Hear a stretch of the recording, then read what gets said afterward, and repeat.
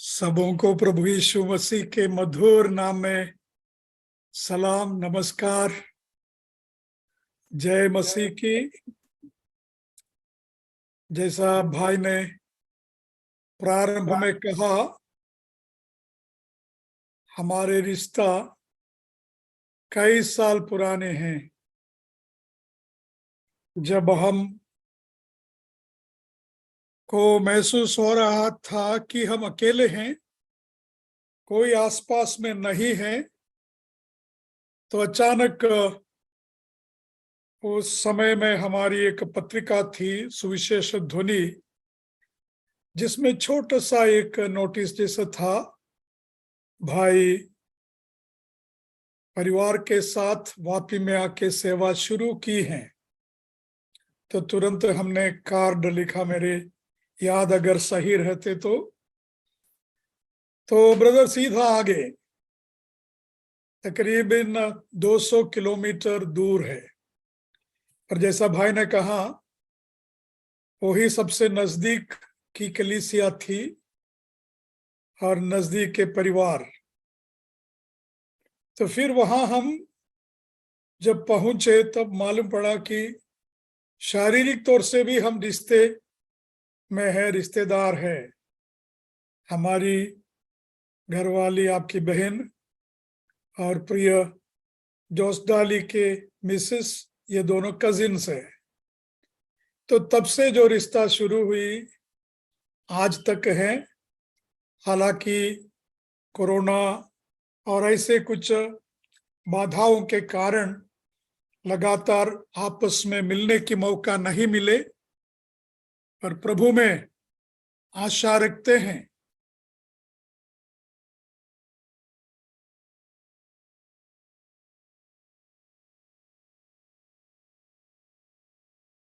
कि जब इस तरह की आत्मिक संगति का मिठास चख पाए। वास्तव में बहुत कई दृष्टिकोण से हम आपस में जुड़े हुए हैं और भाई के लिए हम आभारी हैं। एक घटना याद करते हैं। मोटर बाइक एक्सीडेंट होकर नवापुर से करीब 120 किलोमीटर हमारे उस जमाने के जिला राजधानी धुले में, जहां हमारा कोई भी नहीं है।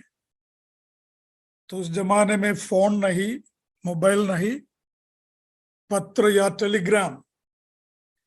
तो मैंने एक टेलीग्राम भेजा, minor accident admitted in so and so hospital. जैसे ही टेलीग्राम मिले, भाई वहां पहुंच गए। कम से कम 400 किलोमीटर प्रवास करके वहां पहुंच गए, क्योंकि भाई जानता था, भाई को मालूम था कि हमारा कोई नहीं है वहां। कुछ दिन तक हमारे साथ में रहकर मेरी शुश्रूषा की, मेरी सेवा की। ऐसी कई बातें हैं जो स्मरण में उल्लेख किया हुआ है। और वापी कलीसिया में जो भी कार्यक्रम हुआ, बपतिस्मा हो या कन्वेंशन हो, हमेशा हमें बुलाते थे। नहीं बुलाए तो भी हम आते थे, हम जाते थे, पहुंचते थे। इतने गहरे रिश्ता हमारे आपस में है।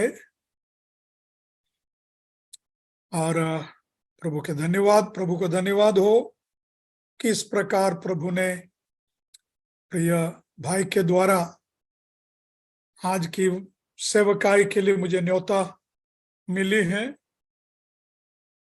प्रार्थना कर रहा था कि किस विषय के ऊपर हम मनन करें, और एक ऐसा विषय जो मेरे लिए मेरे दिलचस्पी विषय है, वो विषय मैंने सोचा कि आप लोगों के साथ शेयर करें। तो जैसा अनाउंस किया गया है, हमारा विषय है कि न्यू क्रिएशन इन क्राइस्ट, मसीह में नई सृष्टि है। मसीह में नई सृष्टि, वचन हम सबको मालूम है। 2 कोरिन्थ 5:17, 2 Corinthians 5:17, जिसे हम सब ने पाठ किए होंगे। ये नया एक ट्रांसलेशन से लिखा है यहाँ, यदि कोई मसीह में है तो वो नई सृष्टि है, पुराना बीत गया, देख लो सब बातें नई हो गई हैं। प्रभु यीशु मसीह को जैसे हम स्वीकार करते हैं, तो जैसा हम यूहन्ना के 1:12 में पढ़ते हैं, हम न केवल इंसान के बेटे हैं, इंसान के पुत्र हैं, बल्कि प्रभु यीशु मसीह के जरिए से हम परमेश्वर के पुत्र, परमेश्वर की संतान हो जाते हैं। ये समझने के परे हैं, समझाना मुश्किल है, पर याद रखिए, जैसा हम इंसान के बेटे हैं वैसे ही परमेश्वर के बेटे भी है। तो पुरानी बातें सब बीत गई हैं और प्रभु एक नया कार्यक्रम हमारे जीवनों में शुरू प्रभु ने किया है, और वो कार्यक्रम आगे बढ़ते जाएगा। जैसा प्रभु हमारे जीवनों में कार्य करेगा, वैसे ही हम ढलते जाएंगे, यीशु के समान बदलते जाएंगे। तो इस पत्र से जो प्रेरित पौलुस ने कोरिन्थ शहर की कलीसिया के लिए लिखा है, इस पत्र से 3-4 पर्याय शब्द हो या रूपक मेटाफर आपके सामने ध्यान में लाना चाहता हूं, जो आप सबों को मालूम है। तो इन सब के पीछे हमारी प्रेरणा शक्ति क्या है? क्यों हम इस प्रकार बदल जाते हैं, हमारे कार्यक्रम बदलते हैं, हमारा जीवनचर्या बदल जाते हैं। हम भिन्न भिन्न, जो मैंने बोला पर्याय शब्द है, भिन्न भिन्न संज्ञा है हमारे लिए दिया गया है, उन संज्ञाओं को देखेंगे और हम समझते हैं इन सब के भीतर मसीह का प्रेम है।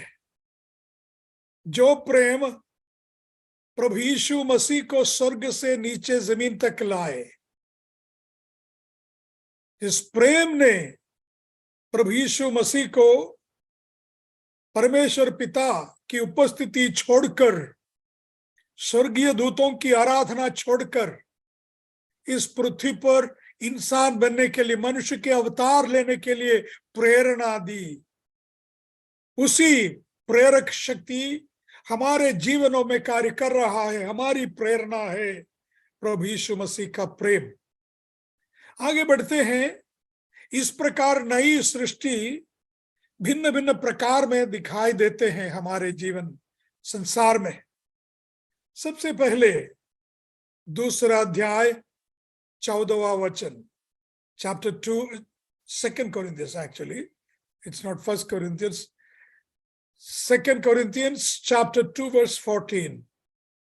धन्यवाद हो परमेश्वर का, जो मसीह के जय के उत्सव की शोभा यात्रा में हमारे आगे आगे चलते हैं और हमारे द्वारा अपने ज्ञान की सुमधुर सुगंध हर जगह फैलाते जाते हैं।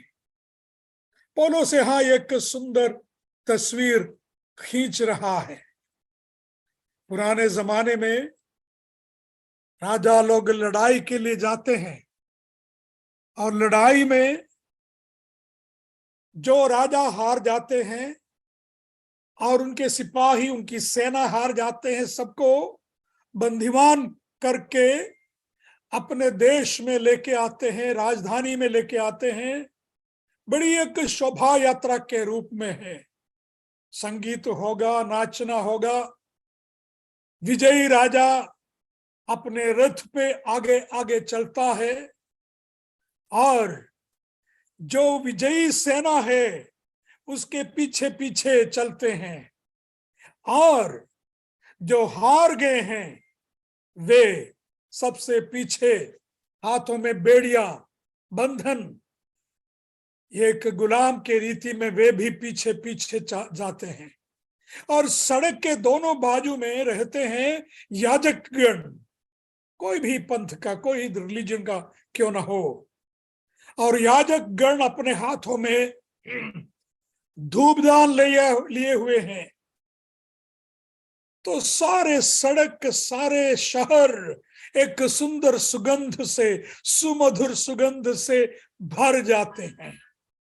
आने जाने वाले सभी इस सुंदर सुमधुर बात सुनकर खुश होते हैं। और यह पौलुस कहता है कि परमेश्वर का हम सुमधुर सुगंध है। आपके जीवन और मेरे जीवन के द्वारा परमेश्वर चाहते हैं कि जहां वैर का, दुश्मनी का, द्वेष का बदबू है, आपस में झगड़ा के बदबू है, यीशु मसीह प्रेम के हम खुशबू फैलाएं, सुगंध फैलाएं। हम सीरियन ऑर्थोडॉक्स परिवार से आए हैं।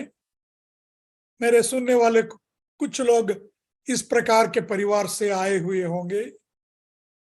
तो आपको मालूम है ये लबान के, फ्रैंकिनसेंस के वास कैसे हैं। तो चर्च में जाके वापस आए, कई दिन तक ये वास अपने कपड़ों में टिके रहता है। हमारे चर्च के कंपाउंड में, ऑर्थोडॉक्स चर्च के, ये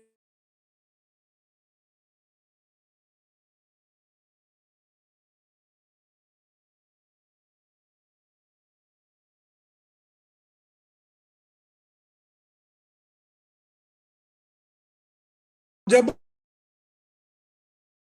के जो साल है उसके ऊपर के जो छिलका है उसको जरा सा काटे। I got the message. बीच में मैसेज फोन का ले रहा हूं, इसलिए अभी फोन कॉल आया तब। अभी better? Now it's better? Now it's okay. Somebody was calling. तो थोड़ा सा उसके जो सिलटा ऊपर के जो साल है, कांटे, तो उसमें से एक चीक निकलता था। जैसा हम केरला के लोगों को रबर का मालूम है, रबर के ऊपर के थोड़ा सा साल काटे तो उसमें से रबर निकलता। तो वो जो चीक निकलता था, कच्चा तो है फिर भी उसमें इतना सुंदर वास है।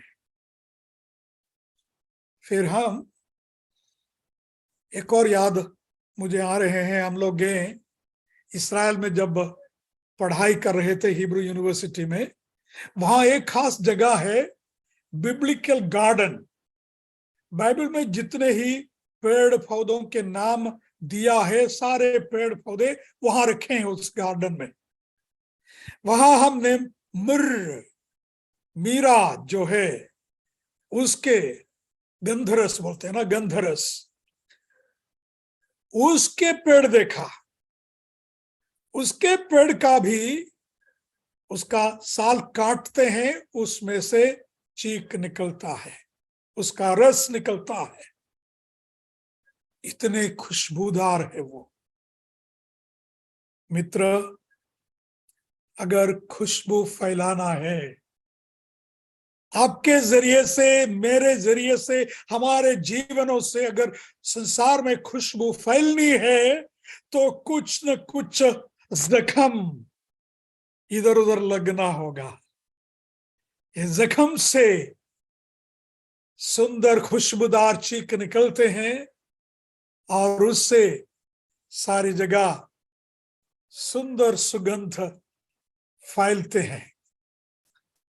और उसने लिखा है, परमेश्वर हमारे लिए चाहते हैं कि हमारे शरीरों को परमेश्वर को भाने वाला जीवन तथा पवित्र बलि के रूप में भेंट करें। यही तुम्हारे लिए आत्मिक आराधना की विधि है। अगला स्लाइड में धूप वेदी जो पुराने तंबू के अंदर थी और बाद में मंदिर में भी थी, उसका तस्वीर है। ज्यादा कुछ कहने की जरूरत नहीं है। आपको ये धुआं उठ रही है वो देख सकते हैं, पर आपको मालूम है उसके नीचे आग है, उसके नीचे आग है। जरा सा भी खुशबूदार वस्तु, चाहे गंधरस हो, लबान हो, जरा सा भी आग में डाले तो उस एरिया पूरा, उस क्षेत्र पूरा सुगंध से भर जाते हैं। इस शाम के वक्त किस प्रकार की भट्टी से आप गुजरते हो मुझे मालूम नहीं, किस प्रकार के आग की भट्टी में आप पड़े हुए हो मुझे मालूम नहीं, पर याद रखिए हमारा प्रिय परमेश्वर स्वर्गीय पिता हमसे चाहते हैं कि हमारे जीवन से सुंदर खुशबू फैल जाए। कभी कभी हमको लगता है ये कठिन है, असह्य है, सहने के परे हैं, और याद रखिए परमेश्वर चाहते हैं हमारे आपके मेरे जीवन से खुशबू फैल जाए, सब जगह सुगंध फैल जाए। परमेश्वर हमें अरोमा बनाया है, दुर्गंध पूरित इस संसार में। जैसा मैंने कहा, आपस में वैर के, द्वेष के, दुश्मनी के, स्वार्थता के जो बदबू चारों ओर है, ऐसी जगह में खुशबू फैलाना हमारा कर्तव्य है। परमेश्वर चाहते हैं हमसे। एक अगला मेटाफर, रूपक पौलुस इस्तेमाल करता है इस पत्र में।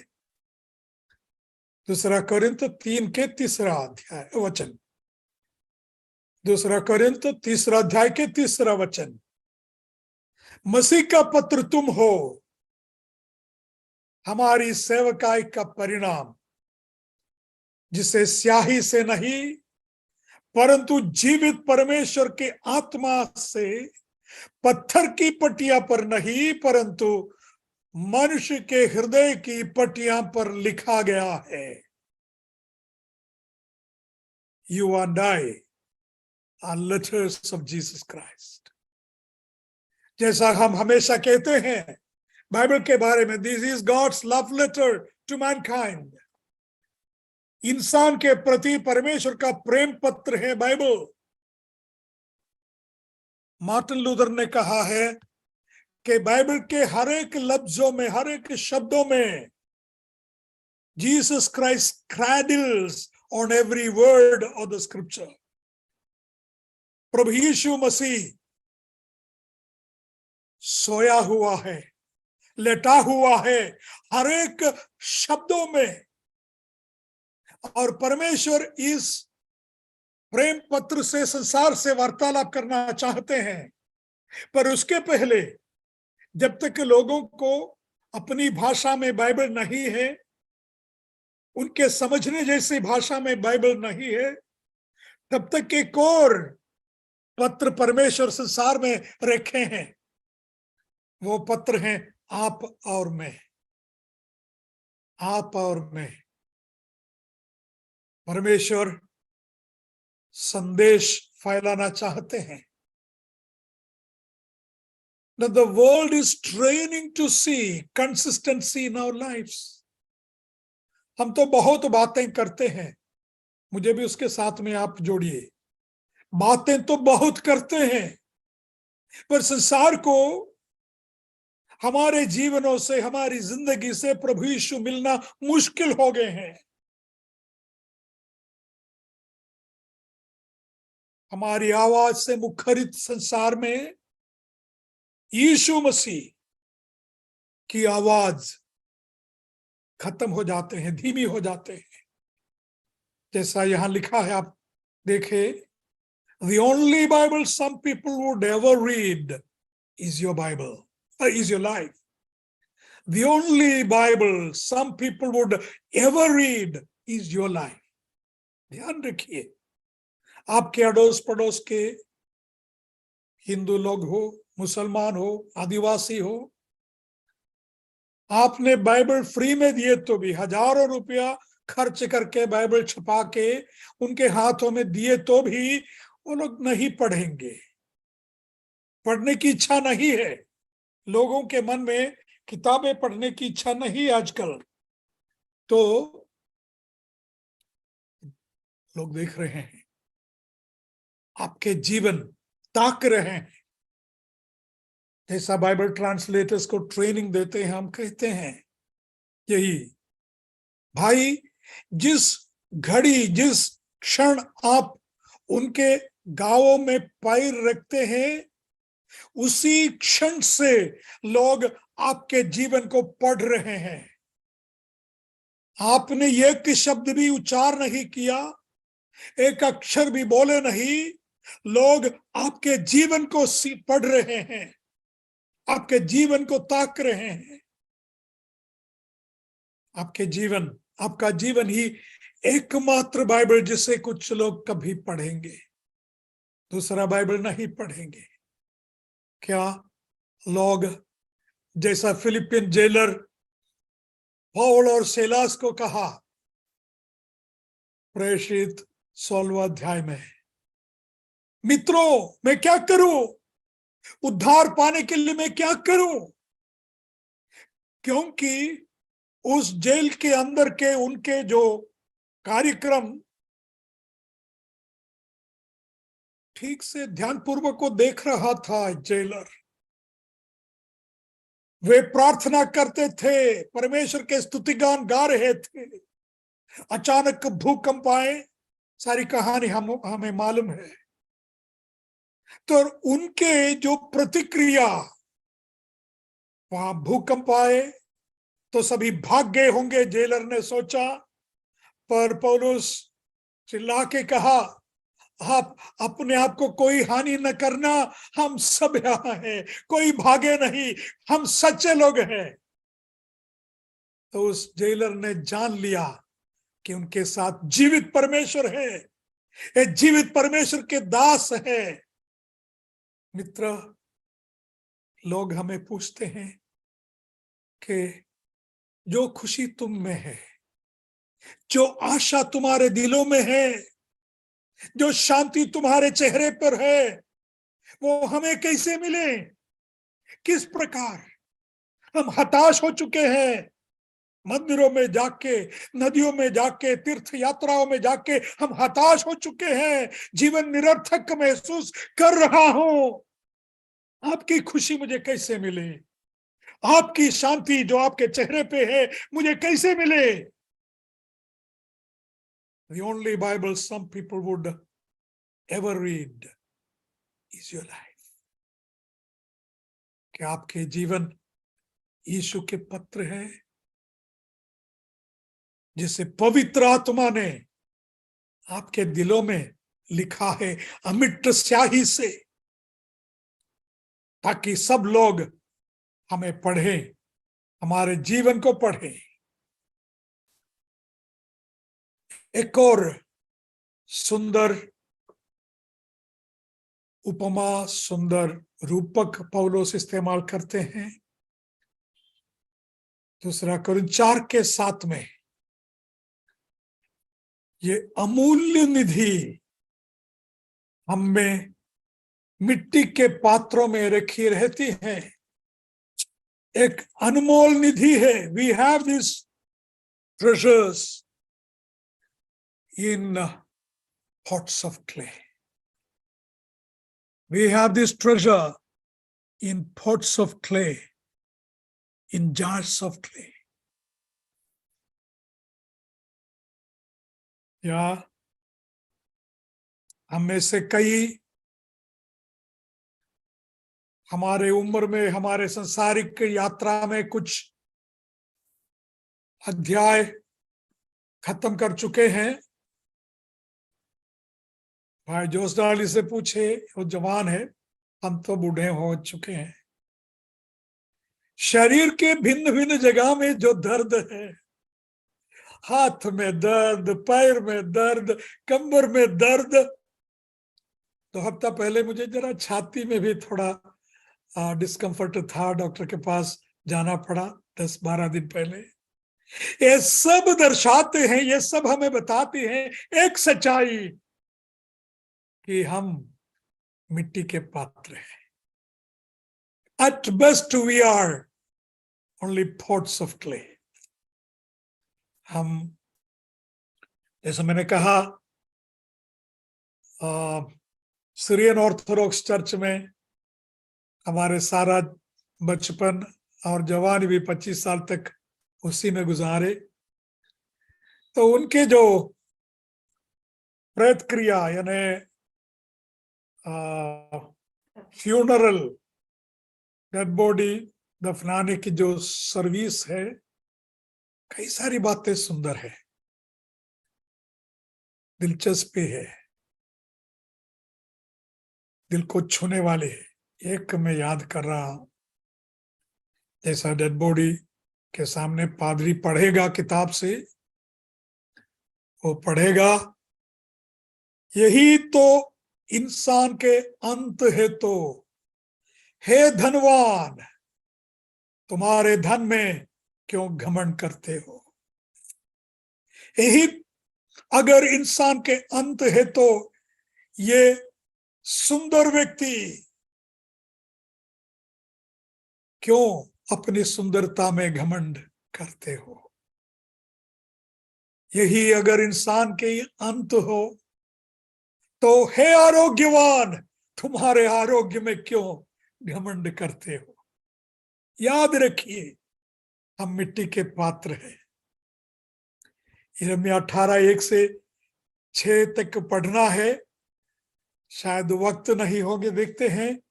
वहां कहानी हमें मालूम है, भविष्यवक्ता यिर्मयाह को परमेश्वर ने कहा, जाओ कुम्हार के घर, वहां मैं तुझे संदेश दूंगा। कुम्हार के घर में वो गया, तो कुछ मिट्टी है, उसके चाक के ऊपर चाक घुमा रहे हैं, और उसके मन में एक कल्पना है, उसके मन में एक योजना है, किस प्रकार के पात्र, किस प्रकार के बर्तन बनाना है। पर पहले मर्तबा उसकी मर्जी के मुताबिक नहीं हुआ। उसने वो लंप ऑफ क्ले, उस मिट्टी को दोबारा इकट्ठा किया, गूंथने लगा, गूंथ के फिर भी चाक में रखा और एक दूसरा आकार देने लगे। आपको मालूम है, शायद आप लोगों में से कईयों ने देखे होंगे, एक चाक के ऊपर इस मिट्टी को रखते हैं और चाक घुमाते हैं कई तरीका से। कई बार एक पेडल, पैरों से एक पेडल चलाते चलाते, जैसे साइकिल के पेडल चलाते हैं, उस प्रकार इस चाक को घुमाते हैं और फिर हाथ से, अपने अंगुलियों से उसको आकार देते हैं। ये चाक घूमते रहेगा और मिट्टी भी साथ में घूमती रहेगी, तो उसका आकार आ जाएगा। और परमेश्वर कहता है, उस कुम्हार ने जैसे इस मिट्टी से वर्तन किया, इस प्रकार क्या मुझे हक नहीं है मेरी मर्जी के मुताबिक तुम्हें बनाने के लिए। हे इस्राएल, मेरी मर्जी के मुताबिक तुम्हें बनाने के लिए मुझे हक नहीं है क्या। आज शाम को परमेश्वर पूछते हैं, हम गीत गाते हैं, आप कुम्हार है, Thou art the potter, I am the clay. आप कुम्हार, मैं मिट्टी, मुझे बना। पर इस बनाने की प्रक्रिया भी दर्दनाक है, दर्द देने वाला है। वेदना देने वाली है, क्योंकि मिट्टी को कहीं खेत से निकाल के लाएगा, फिर उसको गूंदेगा, पानी डाल के उसके ऊपर रौंद देगा, पैर रख के पैर से रौंद देगा, फिर धीरे धीरे धीरे इसको मुलायम करके फिर चाक के ऊपर रखेगा। बस इतना नहीं, उसके बाद और इस मिट्टी के टुकड़े को जिसका एक बर्तन का आकार दिया है, उसको लेके धूप में रखेगा सुखाने के लिए, फिर उसको लेकर भट्टी में डालेगा, एक भट्टी में डालेगा। अगर इस मिट्टी के बर्तन को जीभ रहते हैं, जिह्वा होती है, तो वो कहेगी ये मुझे सहन नहीं हो रहा है, ये भट्टी के ताप, भट्टी के गर्मी मुझे सहन नहीं हो रही है, निकालिए मुझे इससे। और कुम्हार कहेगा नहीं, जिस उद्देश्य से, जिस योजना से मैंने तुम्हें बनाया है, उस योजना अगर पूरी होनी है तो तुझे इस भट्टी से गुजरना होगा, इस आग से गुजरना होगा, इस गर्मी सहना होगा। प्रियो, मालूम नहीं आप में से कितने इस प्रकार के अनुभव से आज गुजरते हैं। आज नहीं तो कल गुजरेंगे। आज सब कुछ ठीक ठाक है तो कल मिट्टी होगी, भट्टी होगी। कल भिट्टी थी तो आज आप सुख में, खुशी में हो, पर पूरी नहीं हुई, प्रक्रिया पूरी नहीं है। जब तक हम संसार से उठा लिए ना जाए, तब तक कुछ न कुछ अनुभव से हमें गुजरना होगा। एक अनमोल निधि इस मिट्टी के पात्रों में दिए हैं, हमारे उद्धार, अनंत काल के जीवन इस मिट्टी के पात्रों में परमेश्वर ने रखे हैं। प्रभु की स्तुति हो। इस कहानी आपने सुनी होंगी, पानी भरने वाले। पुराने जमाने में पानी ऐसे भरते थे, आजकल भी कई विलेजेस में है। देखें कि इस लकड़े के दोनों बाजू में, कावड़ी बोलते, उसके दोनों बाजू में दो मिट्टी के पात्र है। दूर दूर जाके नदियों में जाके पानी भर के लाते हैं। तो एक पात्र की कहानी ऐसे सुनी है। एक पात्र में, एक बर्तन में छोटा सा एक छेद था, जैसे ब्रोकन पॉट। तो नदी से घर तक पहुंचते पहुंचते वो बर्तन खाली हो जाता था। बहुत दिनों से यही होते रहा, चलते रहा। घर पहुंचते पहुंचते तक ये एक बर्तन खाली है, क्योंकि वो थोड़ा सा क्रैक्ड है, उसे क्रैक्ड पॉट। बहुत नाराज हुआ। पर एक दिन उस पात्र के नजर में एक अजीब नजारा आई। एक अजीब नजारा उसके नजरों में आई। क्या है? ये पानी वाला आने जाने के रास्ते के एक बाजू में सुंदर पौधे हैं, उसमें फूले हैं, और एक तरफ पूरे पौधे सूखे हुए हैं। तो उसने जान लिया वो मेरे तरफ है। जिस तरफ में मैं हूं, इस टूटा हुआ बर्तन, दिस क्रैक्ड पॉट, उस तरफ के पौधों में फूले हैं, सुंदर दिखते हैं। ये भाई बहन, जान लीजिए कि परमेश्वर को इन टूटे हुए बर्तनों का उपयोग है कईयों के प्यास को बुझाने के लिए, कई सूखे हुए पौधों में फूल लाने के लिए, बहार लाने के लिए परमेश्वर आपको इस्तेमाल करेगा। बस इतना ही है, परमेश्वर के सामने अंगीकार करना होगा कि हम इस प्रकार के एक बर्तन है जो कुछ काम का नहीं है, मिट्टी का पात्र है, टूटा हुआ है, क्रैक्ड पॉट्स वी आर, और परमेश्वर हमें इस्तेमाल करेंगे। He can use us, He can use us। संसार में बहार लाने के लिए, कुछ फूल पौधों में कुछ फूल लाने के लिए परमेश्वर हमें इस्तेमाल कर सके।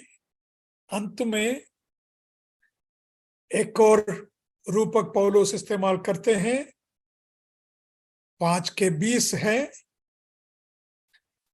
हम we are ambassadors of Christ. 5:20 I'll read from this version I have. We are therefore Christ ambassadors, as though God were making his appeal through us. We implore you on Christ's behalf, be reconciled to God. God made him who had no sin to be sin for us, so that in him we might become the righteousness of God. We are ambassadors. परमेश्वर ने हमें इस संसार में रखे हैं राजदूत के मानिंद। Someone defined an ambassador.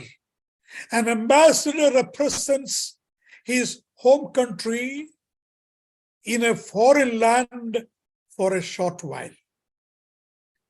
An ambassador represents his home country in a foreign land for a short while.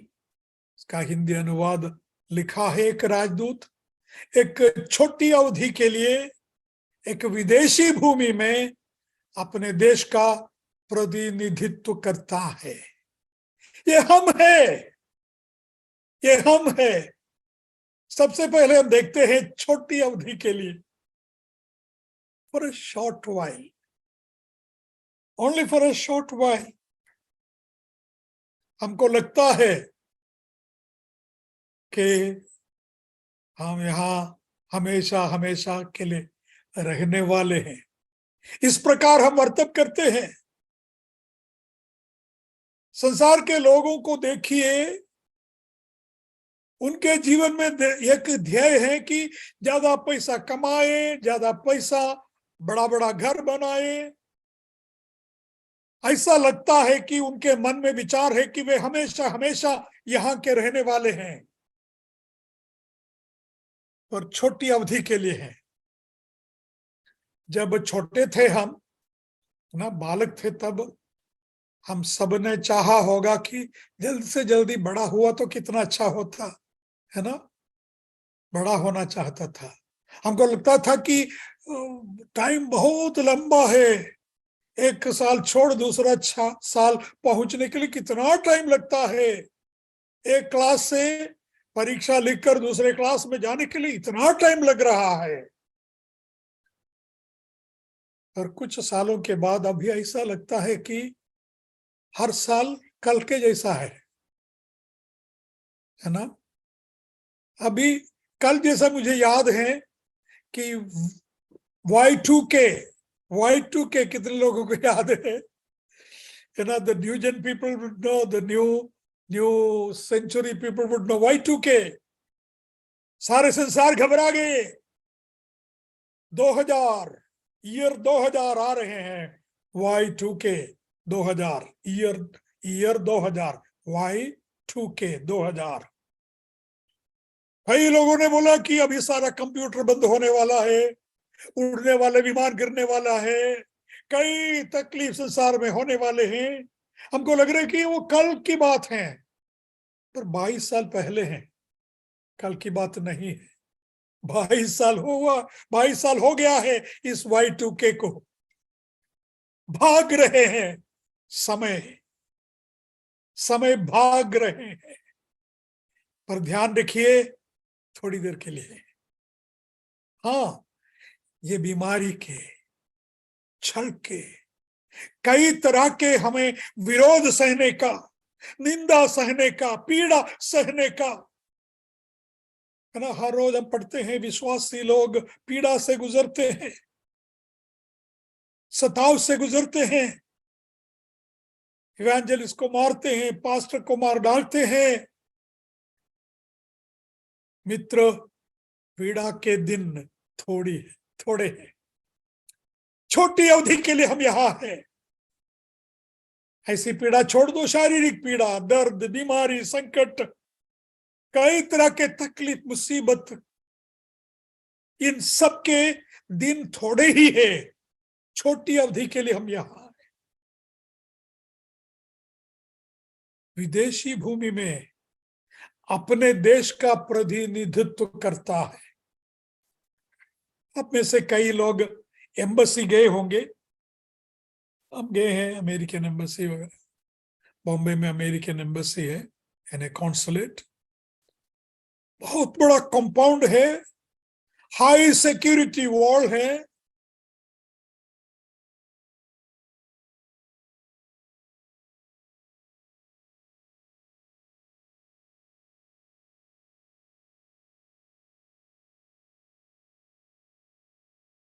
एक बार उस कंपाउंड के अंदर पहुंच गए तो फिर एक बार इंटरनेट कनेक्शन इज अनस्टेबल बोलता है, क्योंकि ये फोन कॉल आया, अभी ठीक हो जाएंगे। एक बार उस कंपाउंड के अंदर हम पहुंचे हैं तो वहां इंडिया के रूल्स नहीं, इंडिया के नियम नहीं, उस कंपाउंड के अंदर अमेरिकन नियम है, अमेरिका के रूल चलता है, अमेरिकन हॉलीडे वहां हॉलीडे है। मित्र, हम अपने देश के प्रतिनिधित्व कर रहे हैं। आप, हालांकि हम एक विदेश में हैं, आप प्रतिनिधि हो अपने देश के, स्वर्गीय देश के। याद रखिए, उस देश के कानून हमारे लिए लागू है, उस देश के नियम है हमारे लिए, इस देश के नहीं। हम उस देश के नागरिक हैं, हम उस देश के नागरिक हैं। प्रभु यीशु मसीह ने उनका अधिकार पत्र देकर हमें भेजा है, मत्ती 28:18 से 20 तक। Jesus came to the disciples and said, all authority in heaven and on earth is given to me. Therefore go ye into all the world and make disciples of all nations, baptizing them in the name of the Father, Son, and the Holy Ghost, teaching them to observe all that I have commanded you. Behold, lo, I am with you always. American ambassador India में आते हैं तो एक पत्र लेके आता है American president का, और अपने प्रेसिडेंट को, हमारे राष्ट्रपति को दिखाएगा। पर उसमें नहीं बताया है कि अमेरिकन प्रेसिडेंट हमारे साथ में रहेगा, पर यहां बताया है कि हमारा राजाधिराजा, शहंशाह हमारे साथ में रहेगा। अकेला छोड़ने वाला नहीं है। दुश्मनों से घेरे गए तो भी हम अकेले नहीं है। जहाज डूबते डूबते पौलुस के पास परमेश्वर आके, प्रभु यीशु आके बोला, नहीं तू चिंतित मत हो, तू डरो मत, मैं तुम्हारे साथ हूं। हर जगह, हर दम हमारे संग रहने वाला उस शहंशाह के हम प्रतिनिधि हैं, हम एम्बेसडर्स हैं। याद रखिए, थोड़ी देर के लिए, और हमारा एक स्थायिक घर है, ये हमारा घर नहीं है। दूसरा कोरिन्थ के 5वां अध्याय पढ़ के हमने शुरू किया। पौलुस ने लिखा है, हमारे लिए परमेश्वर की ओर से एक ऐसा घर तय किया गया है जो मनुष्य के हाथ का बनाया हुआ नहीं, परंतु स्वर्गीय और अनंत काल का है। एक स्वर्गीय अनंत काल का घर प्रभु हमारे लिए बना के रखा है, तैयार कर रहे हैं। जैसा यीशु ने यूहन्ना 14 में कहा, तुम्हारे मन व्याकुल न हो, मैं तुम्हारे लिए जगह तैयार करने के लिए जा रहा हूं। मित्र, एम्बेसडर की ड्यूटी यहाँ खत्म होने वाले हैं। कुछ दिन तक हम यहाँ विदेशों में रह रहे हैं, दुश्मन के देश में रह रहे हैं, पर एक दिन हम वहां पहुंचेंगे। स्वर्गीय स्वागत हमारा होगा। किस प्रकार के समारोह, स्वागत समारोह होगा, तब समाप्त कर रहा हूं। आपने सुना होगा हेनरी मॉरिसन मिशनरी की कहानी। नहीं सुने या सुने तो मैं दोहराना चाहता हूं। कहानी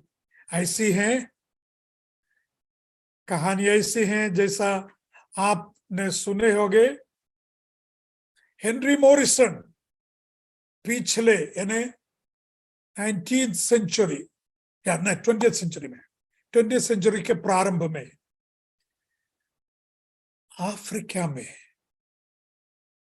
40 साल इंसान के शरीर को, इंसान के मांस को खाने वाले, जो नरभोजी बोलते हैं, कैनिबल्स इंग्लिश में बोलते हैं, ऐसे लोगों के बीच में प्रभु की सेवा की 40 साल।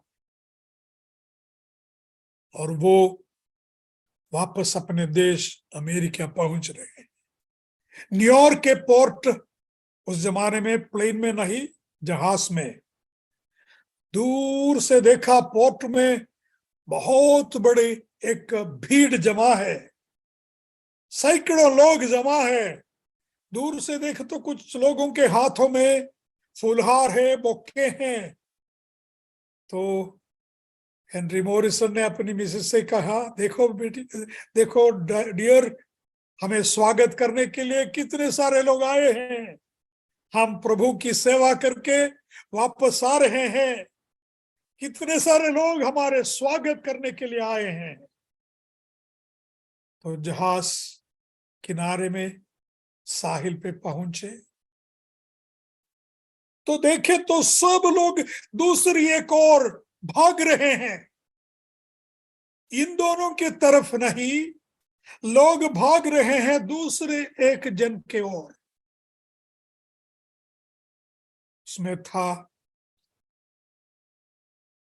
आई थिंक रूजवेल्ट या थियोडोर रूजवेल्ट, अमेरिकन प्रेसिडेंट, उस जहाज में था। वो भी गया था अफ्रीका में लायन सफारी के लिए, शेर को मारने के लिए। 2-3 हफ्तों के लिए अफ्रीका में गए। वो वापस आ रहे हैं शेरों के मारने के बाद, जान को बचाने के बाद। प्रभु के दास आ रहे हैं वापस 40 साल के बाद। इंसान को परमेश्वर के पुत्र के मार्ग दिखाने के बाद, पुत्र होने के मार्ग दिखाने के बाद, 40 साल के बाद थके हुए इस दास वापस आ रहे हैं अपने खुद के गांव। कमेंडिंग असेंबली से भी, खुद के असेंबली से भी कोई वहां नहीं है। शेर मारने वाले प्रेसिडेंट को स्वीकार करने के लिए भीड़ जमा है, फूल लेकर, बुके लेकर। प्रभु का दास हताश हुआ, अपने रूम में गए। कई दिन सो नहीं सका, नींद नहीं आई। किस प्रकार के एक स्वागत हमें मिला। 40 साल प्रभु की सेवा की। मिसेस मॉरिसन ने कहा, darling, why don't you pray rather than being dejected, feeling dejected, disappointed, why don't you pray? Go into the bedroom and pray. प्रभु का दास प्रार्थना के लिए घुटने टेके। अचानक स्पष्ट रीति में उनके कान में, वास्तव में उनके दिल में एक आवाज आई, बेटा, child, you are not home yet. तुम अब तक घर नहीं पहुंचा। My child, you have not reached your home yet. समाप्त कर रहा हूं। प्रभु हमारे लिए एक सनातन घर बना रहा है। उस घर जरूर हमें होगा। प्रभु यीशु ने कहा, I'm going to prepare a place for you. He's preparing that wonderful home for you and for me. What a wonderful place that would be. कितनी सुंदर एक जगह वो होगी जिस परमेश्वर ने एक झिड़की से सारे संसार को बनाए। उस परमेश्वर 2000 सालों से तैयार कर रहा है आपके घर, मेरे घर। प्रभु की स्तुति हो। आमीन।